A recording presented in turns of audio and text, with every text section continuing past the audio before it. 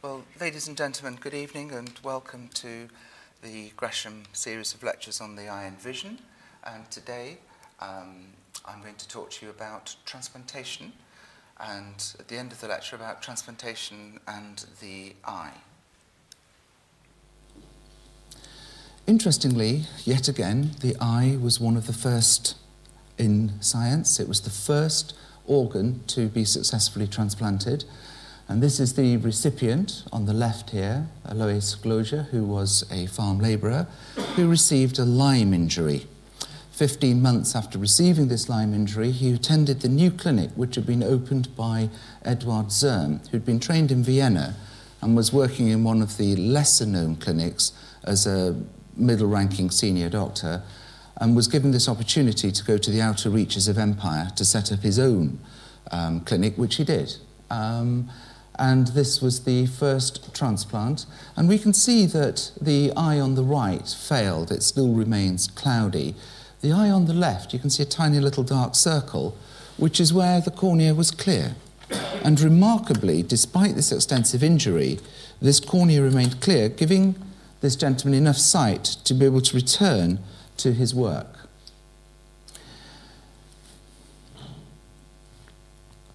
Now, we're going to talk in this lecture about transplantation, the myths of transplantation, the need for transplants, what was the urge, the desire to develop this technology. We're going to talk about injuries, about burns. We'll talk about autotransplants, which is where the tissue comes from the same person that it's going to, the same individual. And we'll talk about allotransplants, where the tissue comes from someone else within that species who's not genetically identical. We'll talk about the mechanism of how the body recognises self and how that very complex system became to be recognised. And we'll also talk about how we recognise foreign tissue, which involves eliminating viruses and immunity. A lot of this process is genetic, and the genetics is not obviously Mendelian, so we'll talk about codominant genetics and a little bit about systems that are codominant, before discussing the barriers to transplantation, the genes of the immune system, and then transplant rejection.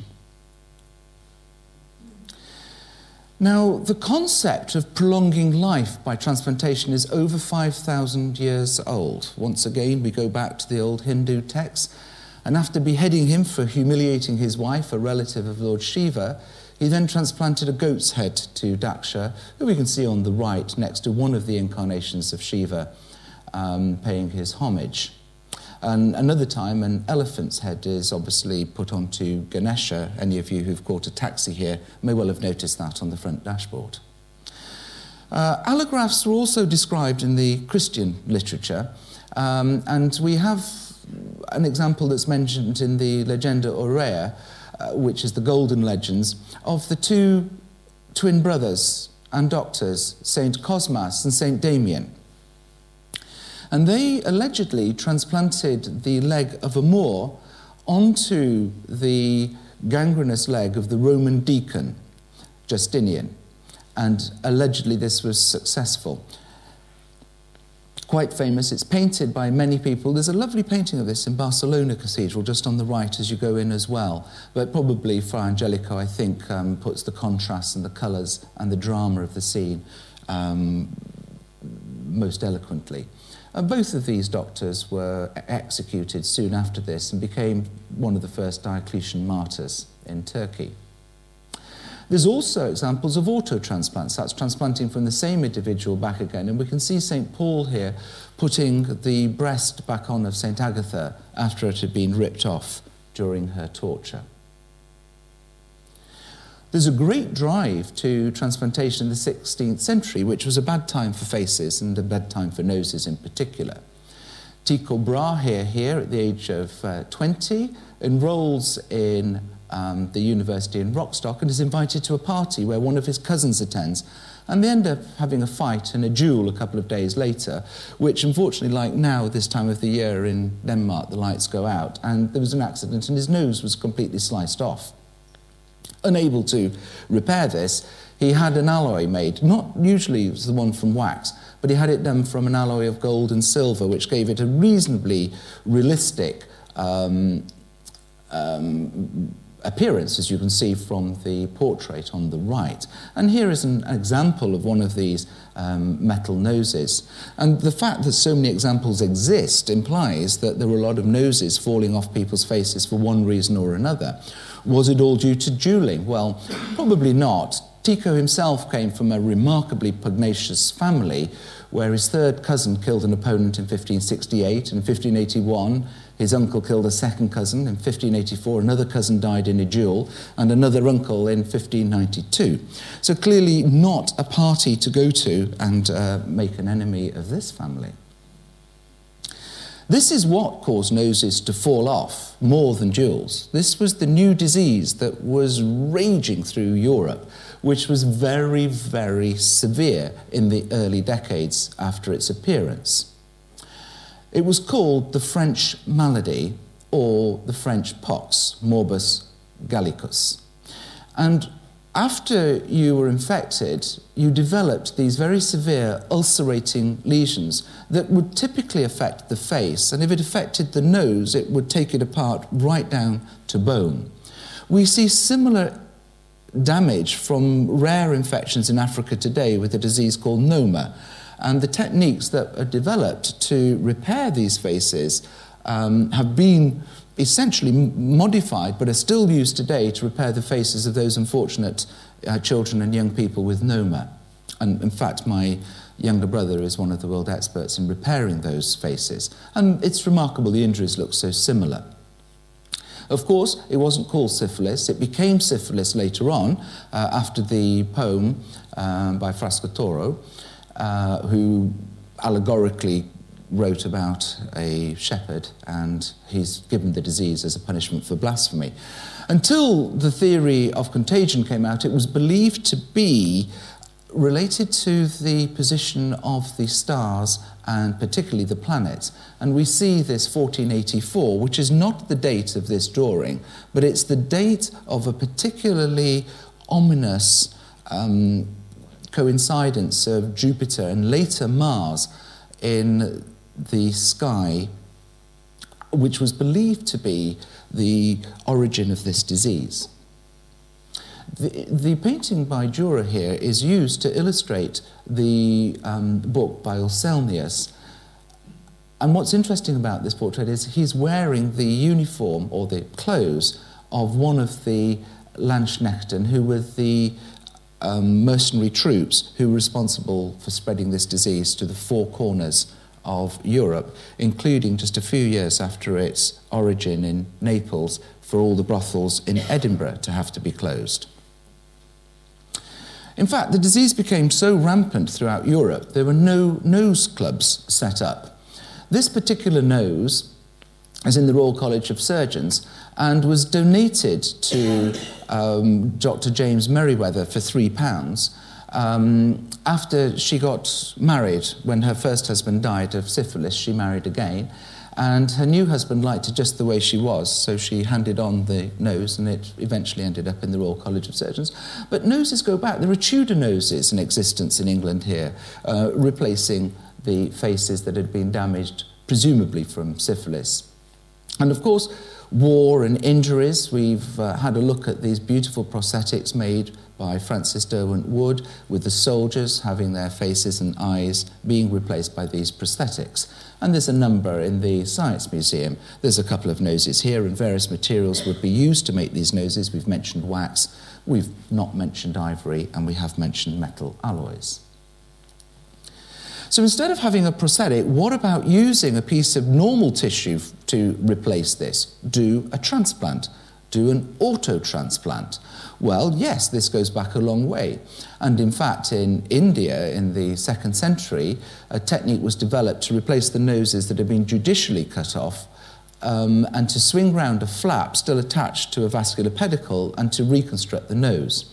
This was seen on a patient called Kawasji, who was a bullock driver with the British Army, who unfortunately fell into the hands of Tipu Sultan, which was not a particularly fortunate thing. If any of you have been there and seen his jails, they can still see the places where the English officers were crucified and held underground, and they still remain to this day. They watched this operation, which was done by an illiterate man of the brickmaker's caste. So surgeons in India, rather like surgeons in England at that time, were of an inferior social caste. An anonymous letter describes this operation with that drawing in the Gentleman's Magazine of October 1794, which, as you know, was printed just around the corner here, just outside Barts. Now, Niccolo Manuzzi had also written about this over 100 years earlier, but he didn't publish this, and so it didn't become available and was eventually translated in 1907 into the English literature. However, the knowledge might have been there because two families in Sicily were quite good at repairing noses. Unfortunately for them, this renowned doctor, Gaspari Tagliacozzi, developed the technique of using a pedicle graft from the arm, and it was kept strapped onto the face until it had taken.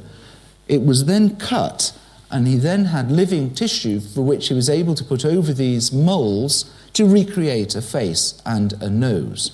And he writes his book on the surgery of mutilation in 1597, claiming credit for himself for having started this.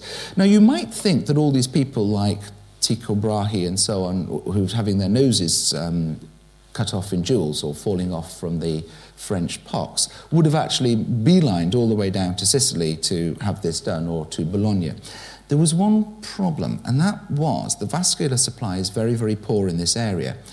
And if you go into the cold weather, there was a nasty habit of these noses falling off. So it probably wasn't a good technique until they discovered the reasons of graft failure to have in Northern Europe. Although in Sicily, where it rarely freezes, it appears to have been very popular indeed. Now, free grafts were being experimented on, and another Italian, Boronio, describes the first free grafts in a sheep model, which were successful. And even if they were taken off the sheep and left for 80 minutes and then put into a different part of the sheep, they were successful as well. Again, another example of autografting. The first successful human free autograft was done by Astley Cooper in Guise on a young workman who'd had a diseased thumb which was amputated. And this free graft is still used today, so they didn't waste the tissue on the graft. He used it to heal the stump and to give a good result. Nowadays, of course, we use sutures. In Astley Cooper's day, they used adhesive bandages. The problem with autografts is to do with the blood supply. If we have a small graft, it's technically possible to do the grafts as Boronio had shown on the sheep or on these rabbits. If, however, there's a large defect to fill, often the grafts wouldn't take because they didn't vascularize in time before they died, and then they would slough and they would fall off. And this was why the technique of the pedicle was invented. So the graft was put on with a pedicle which gave it its blood supply. The pedicle was then cut off, and large tissues could be transplanted from remote sites to enable reconstruction of defects, and in particular, small to medium-sized burns. And the next thing that stimulated the science of transplantation was indeed burns. Now, a classification of burns had been made to some degree by Ambrose Paré, who was the famous surgeon who worked in the French army, and he was stimulated into this by seeing two soldiers who were horribly burnt by gunpowder, and they were brought up by one of their colleagues and said, Monsieur Paré, is it possible for you to do anything? And he shook his head, whereupon their colleague immediately slit their throats and left them at the feet of Paré, who was horrified and called him all sorts of names. And he said, but were I in such a situation, I would only pray to God that someone would do it for me. Because the lingering death from shock and infection from burns was a death that if a soldier had witnessed, and they were witnessing this more frequently in the gunpowder age than they had ever done before, death, an immediate clean death, was preferable. He did some early treatment on burns using cooler agents such as onions and honey and other dressings, whereas the traditional Hippocrates teaching was to use boiling oil onto a burnt wound, which you can also imagine without any medical knowledge yourself is not particularly an excellent idea. Dupuytren was a famous French military surgeon. The reason he was famous was he successfully treated Napoleon's piles. And if you do a job like that, you become very popular indeed, as in fact my ancestor was for curing Henry VIII of a similar disease. And he became very popular in the city of London. Now, he did lots of research on patients in the Hôtel Dieu and started to grade burns into the modern way we now recognise them. Superficial, they're first-degree burns. Second-degree burns have now gone through the epidermis, and third-degree burns have destroyed the skin and killed it, which is impossible for it to repair. He also pointed out that not only the amount of the burn, the depth of the burn, but the area that was burnt was important as a survival factor. And we have the rules of nines, which are faces 9%, the front of our arms are 9%, the front, the abdomen's 9%, and so on. And we can make a rough assessment quickly at the bedside or at an injury site, such as a train crash. We can immediately assess how dangerously the patient has been burned before we transfer them. We mentioned about pedicle grafting in the last lecture I gave, but I thought I'd actually show some of, apart from the wax model at Queen's, which was saved for us by Banerjee, the rheumatologist, and he entirely alone rescued this wonderful archive that would otherwise not exist today of the famous Gillies, who was the surgeon, the ENT surgeon at Croydon General, who became the plastic surgeon in the First World War and was able to reconstruct these horrific injuries using these pedicle grafts, and he worked out how to tube them so that they wouldn't become infected and the pedicles themselves would survive instead of becoming necrotic and being lost. And here we have these soldiers being treated in the Australian ward with these new techniques that were developed. We discussed this gentleman's colleague, Wallace, last time. I'm going to talk about Henry Lumley this time, who is this handsome, debonair young chap smoking his pipe, who was the son of a playwright and barrister, who was called up under the Derby scheme. This was after volunteering had been abolished, the Derby scheme, and then they went on to conscription. And he went to Christ Church College for his flying training, and then on to Uphaven, where he crashed his BE-12. Now, the BE-12 was originally designed as a two-seater observation aircraft in 1912 by de Havilland. It was completely inappropriate to send it into a war zone, and in fact, it got known by the local pilots as Fokker fodder. And in fact, after crashing it and coming out burnt, he was heard to remark that it's a shame he couldn't crash any more of them before they were sent over to France, where they would kill his colleagues. These terrible injuries where he lost his eye entirely on the left and lost his eyesight on the right, although retaining a globe.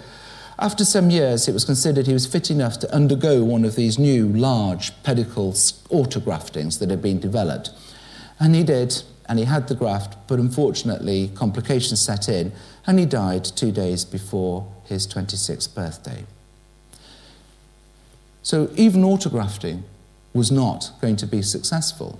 And people knew that there was going to be a need for skin grafts because of burns that were predicted. Stanley Baldwin was the person who famously said, "The bomber will always get through. The only defence is offence, which means you have to kill more women and children more quickly than the enemy does if you want to save yourself." Isn't that chilling? And that's precisely what happened in the Second World War. He predicted it. And in 1943, Operation Gomorrah in Hamburg killed 40,000 people, and many who survived remained terribly burnt, but without the facilities in this devastated city to enable them to have any treatment whatsoever. We know that people who've got large wounds like this are not going to be successfully autografted. We know they're going to die, and we know the autografts are going to fail. What we need is an allograft, or a xenograft even, from another animal. But we know if we do that, it's not going to work. It's going to become inflamed and rot, what we call necrosis, and drop off, and the patient's going to die. So they sent Peter Medawar and the War Wounds Committee to investigate allograft rejection. He goes up to the clinical bedside in Glasgow, where he observes burned patients and publishes some papers on a particular patient who'd had a number of small pinch grafts, and then worked out what was going on in humans and talked about second set grafts undergoing accelerated rejection. The Guinea Pig Club in East Grinstead became famous because of this gentleman here, Macular, who was, interestingly, the nephew of Gillies. And these patients were grafted on the wards, they underwent reconstructions of their faces and their hands. There's the famous incident where he tapped the pilot on the knuckles and said, "Ah, yes, 4 eyelids. We'll be using those later on, but first, let's get you over the acute phase." And then these pedicles would be cut, and reasonably looking faces would come out. I think the most humbling thing was reading what he said. He said, "When I looked down on the operating table and saw I had to replace a pair of burned eyelids for a boy of 21, I felt God come down my right hand." Now, allografts had been episodically reported in history in the past. Probably one of the most famous ones is Winston Churchill, who was the donor who, in his Cod Irish, writes that a piece of skin and bone and flesh about the size of a shilling from the inside of my arm was taken off. The Irish surgeon doing it said, "Have you heard of a man being flayed alive? Well, this is what it feels like." And of course, they came from a generation where soldiers literally were flayed alive when they were beaten in the earlier part of the 1800s.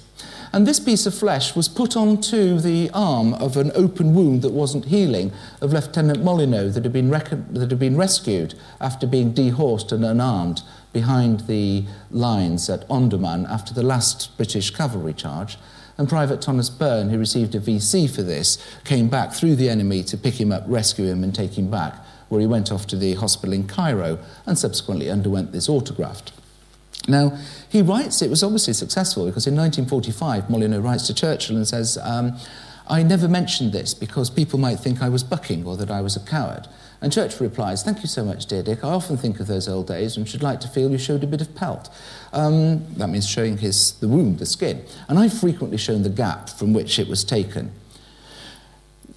We don't have detailed accounts of this. It was very, very small. It would be highly unlikely as an allograft. The allograft itself survived, but it may have acted long enough to allow Molyneux's own tissues to heal underneath and to give the appearance of a scar. But it's highly unlikely it was Churchill's skin that had survived all those years, from what we now know of science.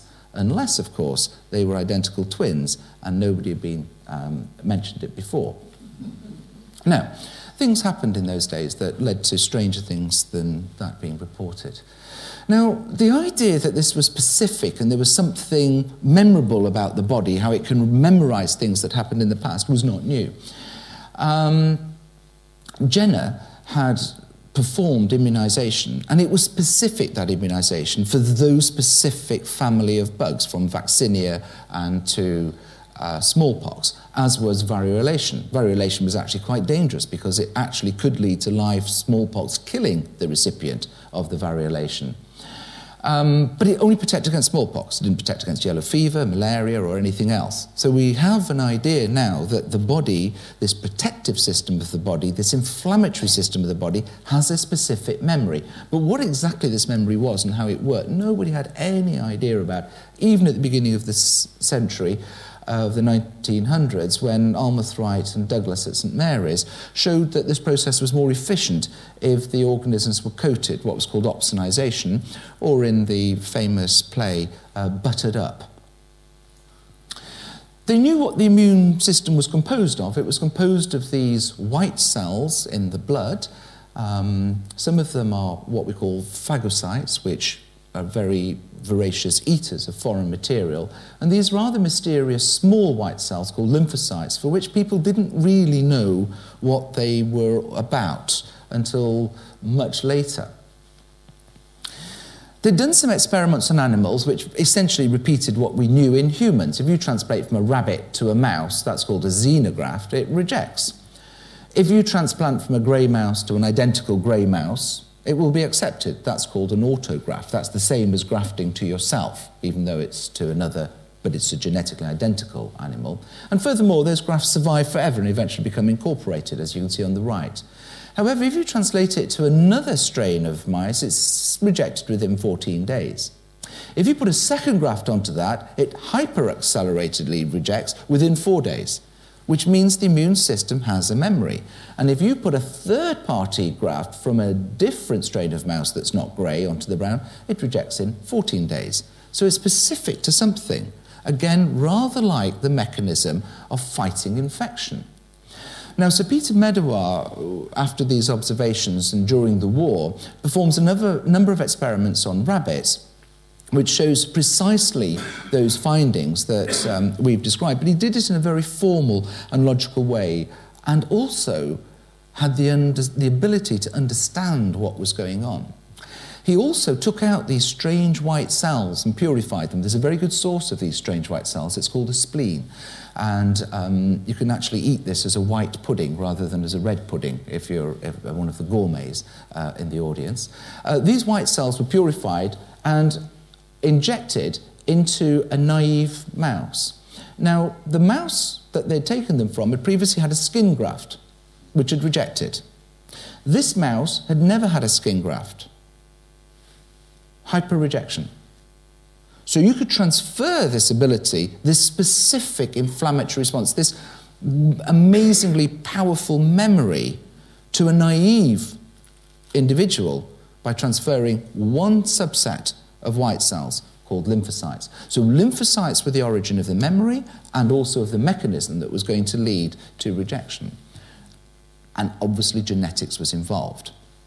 Now, at the beginning of the 1900s, everyone had forgotten about Gregor Mendel. And Gregor Mendel, just to remind you, who was the brilliant monk who showed that if you pollinated two plants that had yellow or green, and you looked at the first generation, you might get 4 yellows. And the second generation, you might get 3 and 1 green. And then the next generation down, if they all self-pollinate, you'd either get families of all yellow, families of all green, or families of this 3-to-1 mixture. Which led him to come to the conclusion that genetics is passed on in small, discrete packets that are not divisible and interact in some way. And what those packets were later to be called gen from the Danish. It's the same word in German, and we have the word genes from it. And what he worked out that was going on here was that there are some of these genes, you inherit one lot from your father and one lot from your mother, that are what we call dominant, and they override the effect of the non-dominant gene. So the yellow gene in this particular experiment is dominant over the green. So both parents have 2 versions of the yellow gene, one from the dad, one from the mum, and the green. They're called homozygous because they've got the same gene, okay? Had related parents. The next generation has a mix-up of all of these genes, one from the father, one from the mother. So there's one YG in each of the children. Since the Y is dominant, we can see in the F1 generation that all those Ps are going to be yellow because that's the dominant gene. However, the next generation down, we're going to sort these genes out in a way where 1 in 4 is going to be GG, which is the recessive gene, and green Ps will arise. This work was completely forgotten about, but then resurrected by the Americans at Harvard University, who wanted to know whether this genetic particle actually also applied to animals, and in particular to humans. What they wanted to know was why cancers kill people, and why they didn't kill all people, and what was the biology, and this was the main driving force. And in order to start this, Clarence Little was recruited at Harvard to work in Castle's laboratory, and here he is smoking his pipe. And he did the genetics of mouse coat colour. Now, if the coat colour of mice is indeed genetic in a Mendelian fashion, this is what we'd expect. We'd expect 3-to-1 ratio of coat colours. But this is what you get, which is not 3-to-1. So are animal genetics different? In fact, is coat colour genetic? It doesn't appear to be obeying the Mendelian rules.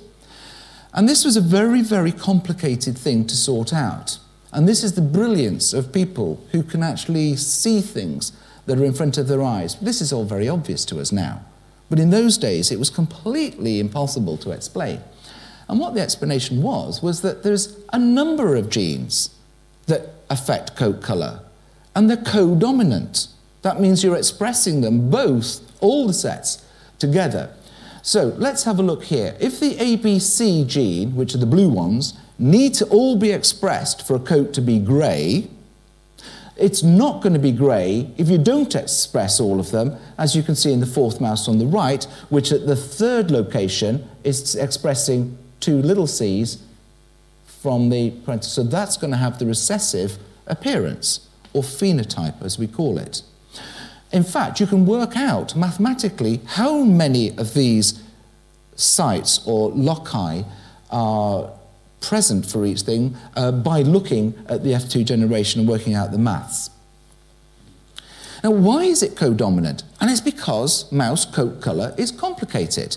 And there are several ways that you can make pigment. And pigment is made in special cells called melanocytes, and it's stored in special granules called melanosomes. And we have two sorts of melanosomes. We have pheomelanosomes that you see in Welsh and Irish people, and you have pheomelanosomes and eumelanosomes that you see in everybody else who can make good dark pigment.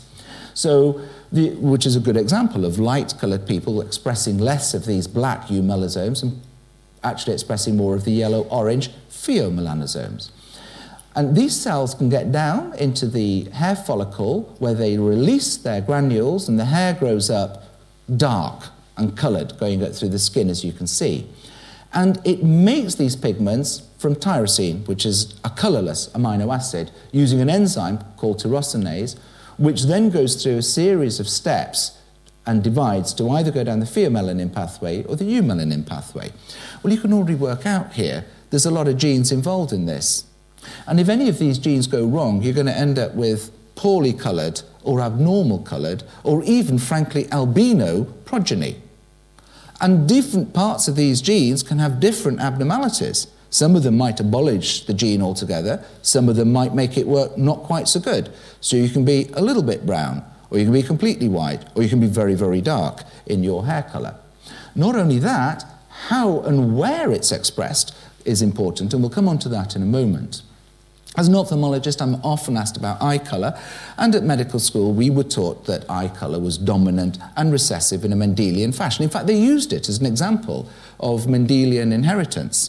Unfortunately, I have passed this on to many people in the past, and if any of you are here, I'm deeply ashamed and apologise. It is not a simple Mendelian trait whatsoever, whatever you've been told.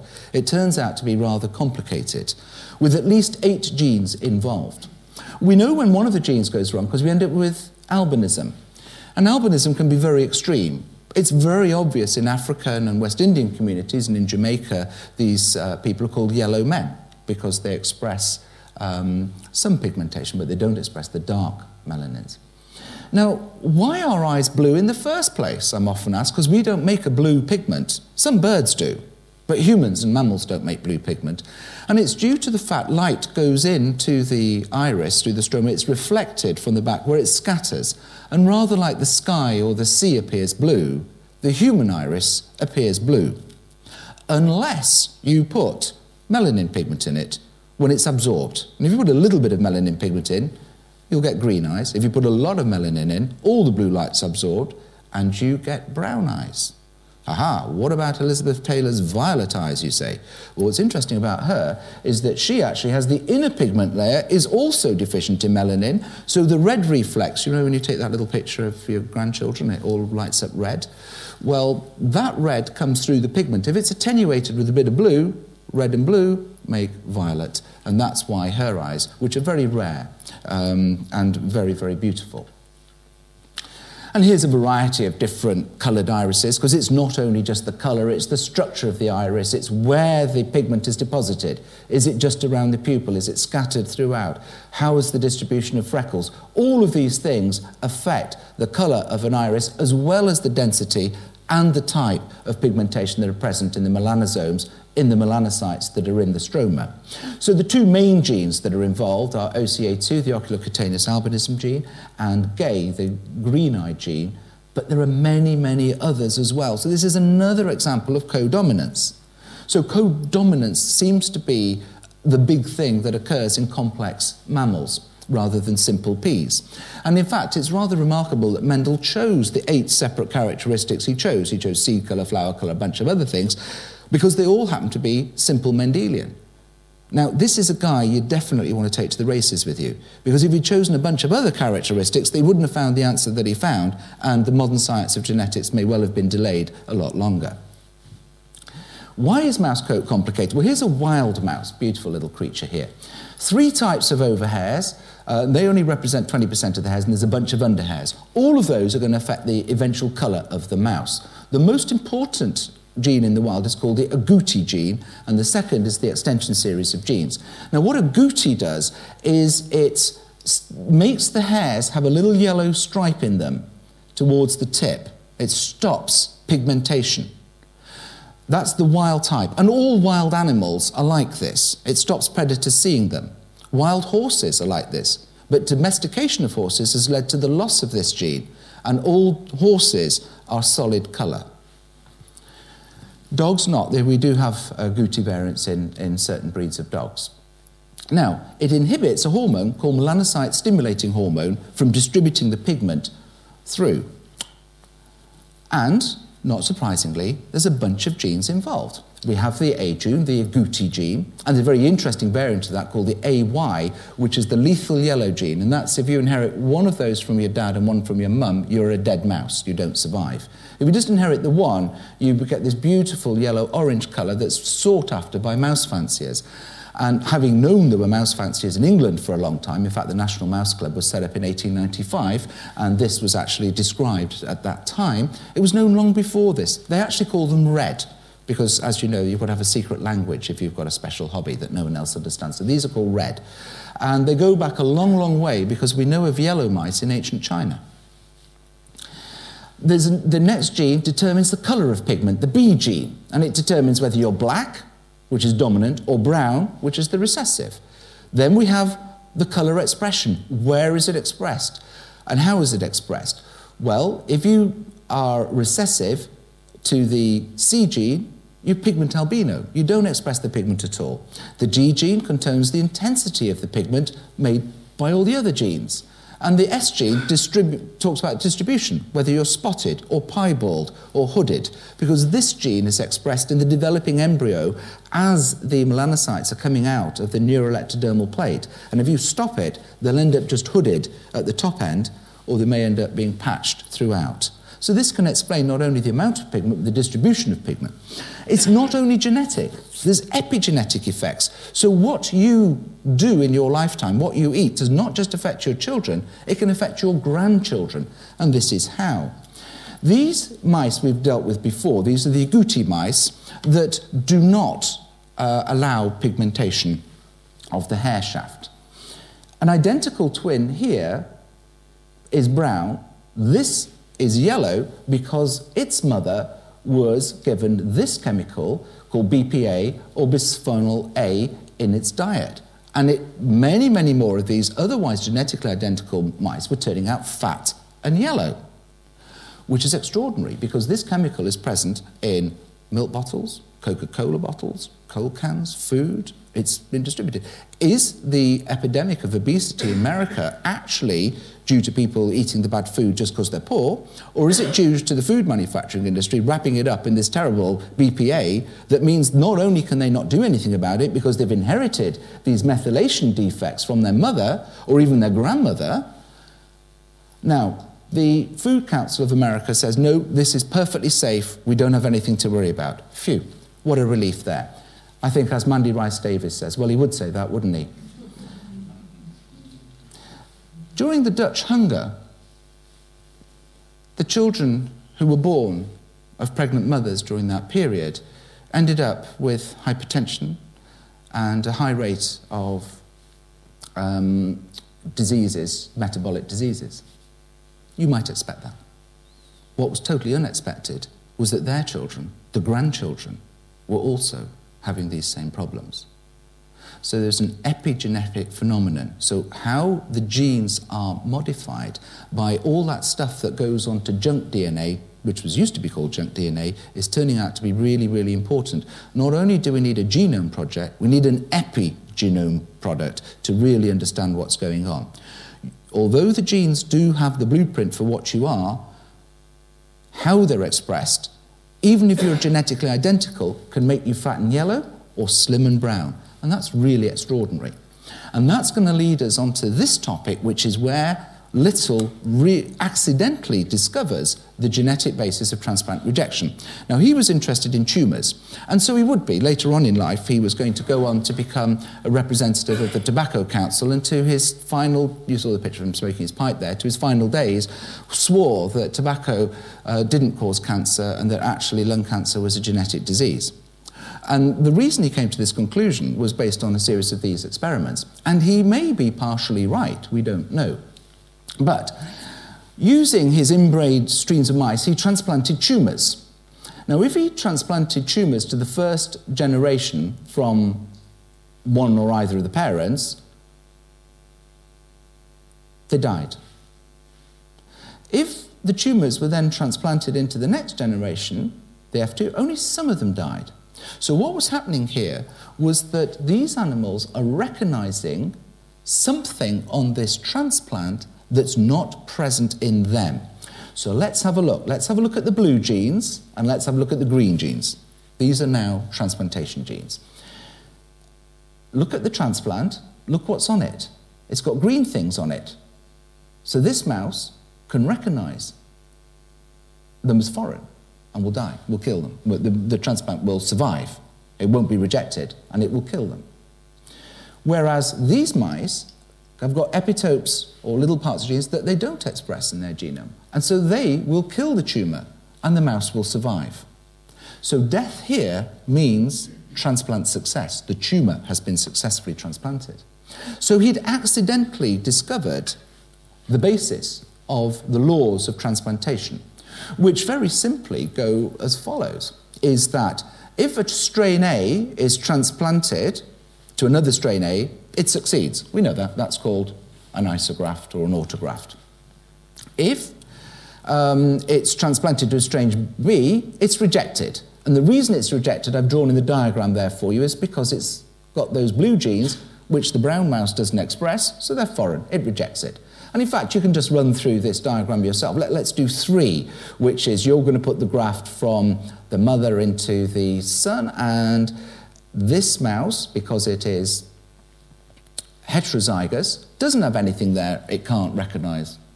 So it's going to keep the graft, and it's going to run around with the grey skin with a little brown patch on till it falls over on its little wheel. Now, the second problem that we have is 4 is that if we transfer into the F2 generation down here, the very, very, very few will succeed, because most of these now are so outbred, there's bound to be a gene in there that they're going to recognise that's not in them. And the more outbred you are, like England, the less likely it is that a random stranger is going to be able to donate you a piece of skin or a kidney or a cornea. Now, some tissues, interestingly, the cornea being one of them, you have better luck with it. Why did Ayliffel's corneal transplant survive for so long? If it was skin, it would have failed in 1905. If it was a kidney, it would have failed in 1960. So why did it succeed all those years ago? The reason is because the eye has certain protective mechanisms called tolerance, and we'll come on to explain that for you in a moment. But why we don't reject our own tissues is because we remove those lymphocytes that can recognise our tissues during development.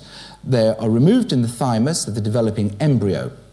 And in fact, if you inject these with a foreign tissue, you will also eliminate the lymphocytes that can recognise those, and you will have been able to do a permissive transplant when they become adults, called tolerization. Now, unfortunately, we can't do that. We can't predict which fetus is going to need a kidney graft from which particular donor 40 years from now, so we can't go and take some blood off him and inject the fetus, and the ethical considerations, of course, would be enormous. But nevertheless, knowing that is enabling us to develop techniques for transplant survival. Now, when this all goes wrong, this tolerance, the body suddenly does recognise its own tissues, such as the eye would be a classic one. And this, of course, is what Louis Braille went blind from when he put the awl through his eye in his father's studio and ended up with sympathetic endophthalmitis, which you can see a case of mine down here at the bottom, which gradually and relentlessly in the days before specific immunosuppression led to damage of the eyes and loss of the eye. Similarly, the testes, if you have mumps or if you have a testicular rupture, if you are kicked in the groin during a particularly vicious rugby match. We know that testicle has to be removed promptly to stop the immune system recognising it and damaging the other testicle and leading to orchitis and infertility. And many of us in a generation that I can see here will recognise that as being a real event when mumps was a serious disease. These are the markers of self, and they're called the histocompatibility antigens. I'm not going to delve too much into complicated things, but tissue compatibility.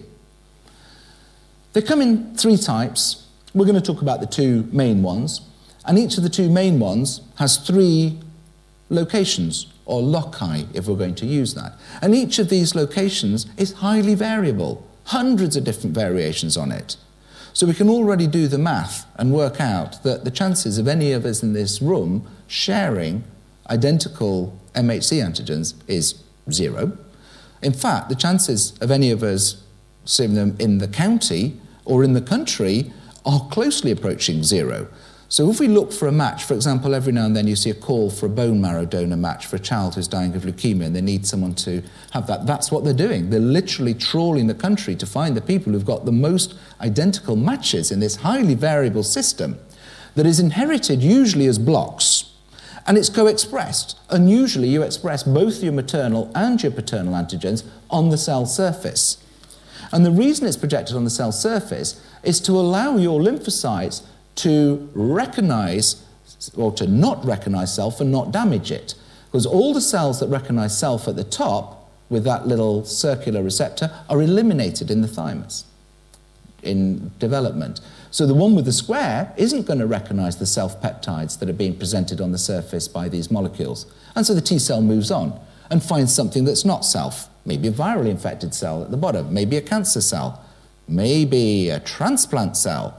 And that's what transplant immunology is. It's a side effect of survival. It's just lymphocytes are doing their normal job, which is to kill virally infected cells, but they're now killing transplant cells. And there's, for the people here who know about this, just to say I also know about it, there are two different mechanisms that we can go through to do this, and they have implications particularly in corneal transplantation. And once activated, the lymphocyte has three fates, and there are various mechanisms and molecules that stop it over-expanding, and then we just become one great big mass of pus from a small viral infection. So these cells make millions of descendants, and they all die, except for a few that go on to become memory to memorize things. So we now come on to the cornea, and Erasmus Darwin, who was the grandfather of Charles Darwin, actually proposed that if you had a scar on the cornea, you could go with a circular trephine made from the quill of a crow, and you could circularize and peel it off, and lo and behold, you'd have a clear cornea underneath. This is something that is done today by Professor Reinstein, for example, but he doesn't use a crow's quill. He uses something much more expensive that's £1 million called an excimer laser. And he also uses some extra chemicals to stop the scarring there. But nevertheless, Dan Reinstein owes Erasmus Darwin a small debt, which might be difficult because Dan is American and Erasmus was English, but nevertheless, these things have a long history. Now, later on, actual transplantation means you just don't take the top off, you replace it with something clear, because if you do just take the top off, it would often scar as it was healing, and scars tend not to transmit light as well as normal corneas do. And this is the von Hippel trephine that was sold, even when I was a lad, by Carl Zeiss. Here they are. It's a clockwork mechanism, nice little round hole. And you could drill these holes in the cornea, and you could drill holes in the donor cornea, and you could pass them to each other, and they popped in, and they did well. You could do it as a Lamella transplant, where you just took the top bit off the cornea, the outside bit. You could do a full thickness and take the whole thickness of the cornea off, and then you just pop the little donor in and sutured it in. And here, in fact, are two historical transplants. One done by this guy, Castrovieja, and then the second one done later as a small optical penetrating graft through the Lamella graft, to rehabilitate the vision when the Lamella graft opacified, as nearly all these Lamella grafts did eventually in those days. They don't nowadays, but they did in those days. And the famous Ramon Castillo who grafted children's corneas into the opaque eyes of adults and developed many of the techniques, tried novel techniques. Some of them were duds, like we don't do square grafts anymore, like he suggested, but many of the instruments, we still use Castroviejo instruments to this day, and the pioneering way of using sutures. So why do I do a corneal transplant as a corneal transplant surgeon? Well, the commonest reason is an abnormal shape, and this is a map, and that map should look like the map of a smooth volcano mountain. It doesn't. It's all distorted. It's very, very steep at the bottom and it's very, very flat at the top. And this is a disease called keratoconus, where the corneas become thin and it's flopped down and the patient obviously can't see. Lime burns are still a major problem today. This was the original corneal graft was done on a disease like this, and this is a young child in India, and these children play in the lime. The lime is kept out. They also have little bags of lime in the house which are used for food preparation and for preparation of recreational sweets and drugs, chat. And the children get hold of these and they get in their eyes as well. We also have infections, and there's a bunch of different infections that you can see here, which again are going to lead to a pacification and the need for a clear cornea to see through. We can get viral infections as well, such as this person with herpes virus here, who's undergone a successful lamella, deep lamella transplant, which does remain clear. And this patient with smallpox, who I did a transplant on, had to be a full thickness penetrating transplant rather than a thin one, because the opacity, as you can see, goes all the way through the tissues. So we can transplant the cornea, which is only 0.5 millimeter thick in health and less than 0.5 millimeter thick in disease, in different layers. We just need to now transplant the layer we need to transplant. We can transplant the front of the eye as a deep lamella transplant. We can do a full thickness cut and transplant the whole thing. Or we can just transplant the inside layer of this single monolayer of hexagonal cells here called the endothelium, for which in higher primates, they're never replaced. The amount you're born with, the amount you're going to die with, they don't die. And when you get disease of them, the whole cornea goes cloudy. And these are called endothelial transplants. Here's an example of a full thickness penetrating transplant. This eye is perforated, it's opacified all the way through. This is during the surgery where we've taken the top off. We're removing some fibrous tissue from the vitreous cavity here. There's me suturing on using variant of Castroviejo's needle holders and using Pierce Hoskins' forceps, who was the other famous surgeon who developed these titanium instruments in Croydon, which is where the aircraft industry was. So we had the world's expertise in titanium technology, and we're able to make the best micro instruments in the world, even to this day. And then here's the final result. Voila! As we said before at the beginning, from darkness to light. And it is extraordinary how the development of these techniques that we have learnt with careful teaching has enabled us to achieve results. Lamella transplants, if the endothelium is fine, we don't need to replace this delicate tissue, and then if you get a rejection, you're not going to be rejecting some tissue that's not going to redivide. So we leave your own endothelium behind, and this is how we do it. We inject a bit of air, and then layer by layer, we take it off until we get down to that final transparent decimase membrane, which you can see here, and then we suture a graft on top of it. And here we are the next day, showing this lamella graft in position, little air bubble in the eye, because we've used air in it, and you can see the staining where I've gone round to put the sutures in to make sure that the graft is bedded up. That disappears within a day with the healing. What about endothelial transplants? Well, here's a case of mine, which is a very badly damaged eye, where we've had to reconstruct it several times, where the iris has come out of the eye from a big melt. Around the periphery, that's called a tectonic graft, so that's structural. That's just to keep the eyeball in the eye. The inside of the eye has had cataract surgery done, a vitrectomy, and the lens is sutured into place. And on top of that is a photograph of the other eye. This is called an iris prosthesis. Not surprisingly, the cornea went cloudy after all of this. So we scratched ahead, and what we've done, it went cloudy because we damaged that delicate layer of endothelium. So what we did was we just popped in a little circular donor. Doesn't need sutures, this. We just blow it up on an air bubble and float it up. And this technique was developed by the brilliant Geraint Mellies in Holland, popularized by Price and some others in America, and some technical innovations with Donald Tan in Singapore, allowing us to inject this through very, very small incisions.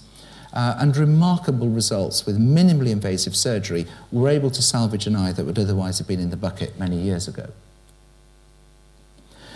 Corneas still fail. This is rejection. That's all that immunology stuff I was telling you about before. You thought, where's he going? Why is he telling us all this boring stuff? Do we need to know it? Well, yes, you do. If you have a transplant, that can happen to you if you don't know that stuff. It's knowing that stuff that minimises the number of times you get that as a surgeon. We also have other reasons they can fail. You get recurrence of the disease. Here's a patient of mine who's got a wonderful granular dystrophy. You can see why it's called granular dystrophy, and that's recurred. And there's nothing I can do about that. That's just the genetics of the way she makes tissue, deposits all this crud in the cornea. And sometimes that endothelial layer can just become exhausted and falls out. Remember, it doesn't divide, and I'm going to be killing about 15 to 20% when I'm doing a graft on it. The remaining 75% has to survive the rest of your life, and after 10 years, it often doesn't. And here's a corneal graft at the bottom left here that's gone cloudy due to endothelial exhaustion. We now replace that just with an endothelial transplant. In the olden days, we used to play it with a repeat transplant as well. You'll also notice that this patient has a big white thing at the top. That's called a scleral transplant, and that's been put up there to protect a little tube that's gone into the eye for glaucoma, which is why they got the endothelial fallout, is because they're slowly having this thing rubbing away, is killing it off. Here's another patient with scleritis who perforated the eye, who we had to do an emergency scleral transplant on. So the sclera is the white of the eye. Can we transplant other tissues? Give me the tissue in the eye and I'll have a go. Here's one, conjunctiva. This disease is called pterygium. It's spelt with a P, rather like pterodactyl. It's Greek, it means wing. And it's growing like a wing over the eye, and you can see if that continues, vision is going to be severely affected. So we rip it off, and then we create a defect here. This is a sunlight-related disease. So we're looking for an autograft here, because we don't want graft rejection. So we're looking for a place where the sun don't shine, which is down the bottom here, and we take off a little patch graft, and we sew it on, and here it is.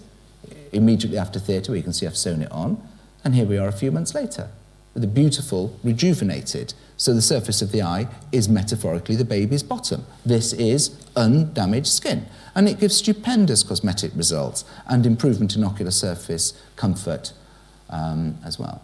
Amniotic membranes. We can actually graft the membrane from a fetus onto an eye to help support the stem cells. Now, these line burns and other burns that we get them sometimes in Croydon as well, because there's a fad to rob post offices, when we used to have post offices, using a squeegee bottle with ammonia in it.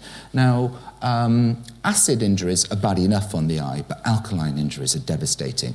And they go through and rot an eye, and you can see this eye has a mature cataract, uveitis, and there's absolutely no stem cells. You cannot do a corneal transplant in that situation and expect any success whatsoever.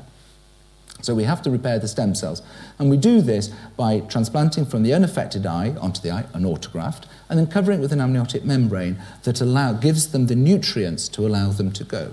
And in order to prepare the bed, we scrape off all that inflammatory pannus that you can see coming in those blood vessels, scrape it back off, prepare the bed, put on the stem cells, and then the amniotic membrane on top, which gradually dissolves, and then hopefully by the time it's dissolved, we've got surviving stem cells and recovery of the ocular surface.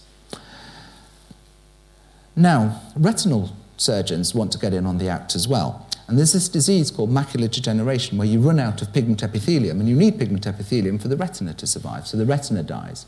So this is this extraordinary surgery by Dr. Sutzman here, where he goes to the far periphery, harvests a bit of retinal pigment epithelium, pulls it down under the retina and locks it into place under the macula, and hopes that it's going to stick down and grow and nourish the macular cells.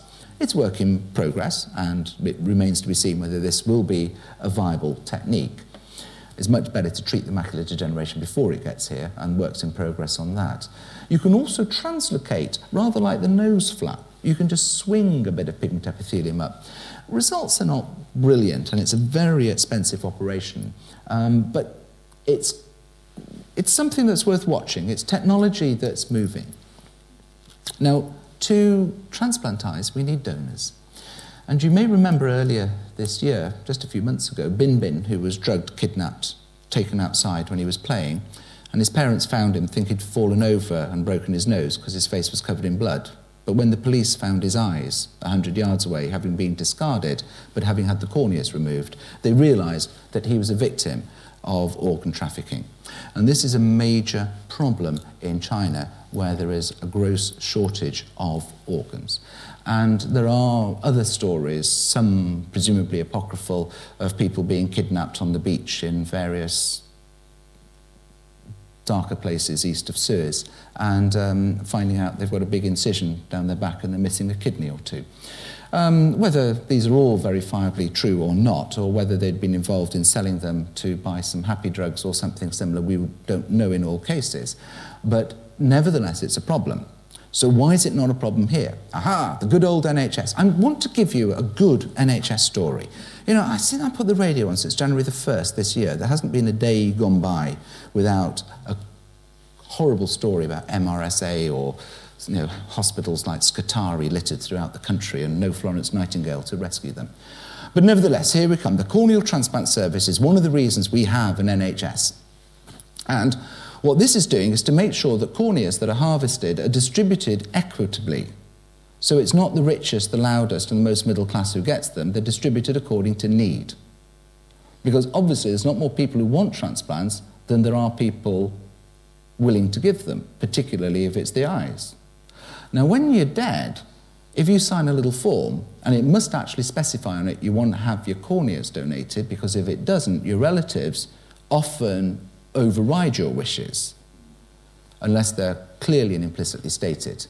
And certain ethnic groups particularly are very loath to donate the eyes because of reasons of the afterlife and so on.